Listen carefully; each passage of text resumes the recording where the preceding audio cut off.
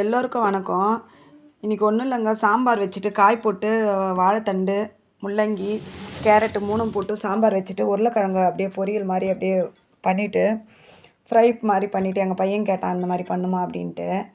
அதுக்கப்புறம் வந்து சாம்பார் ஒரு பக்கம் வைக்கலாம் அப்படின்னு சொல்லிட்டு தக்காளி வெங்காயம் வதக்கிட்டு இது பண்ணிகிட்ருக்கேன். அதுக்குள்ளே இது செய்யுமா அது செய்யுமான்னு என் பையன் ஒரே டார்ச்சர் பண்ணுறான் என்ன.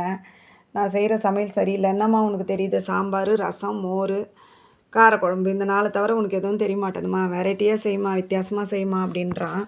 எனக்கு தெரிஞ்சது தானங்க செய்ய முடியும். எதனா காய் பொரிக்க சொன்னால் பொரிப்பேன். அப்புறம் சரி கொஞ்சம் பீட்ரூட் பொரித்து தந்துடலாம் அப்படின்னு சொல்லிவிட்டு அப்படி பண்ணிகிட்ருக்காங்க. பீட்ரூட் பொரியல், கேரட், அதுக்கப்புறம் வந்து உருளைக்கிழங்கு ஃப்ரை, அப்பளம் 1, சாம்பார், காய் போட்ட சாம்பார். இதுக்கு மேலே என்னங்க சாப்பாடு வேணும்? இன்னும் நல்லா செய்யணுன்றாங்க. எனக்கு அந்தளவுக்கு செய்ய தெரியாதுங்க.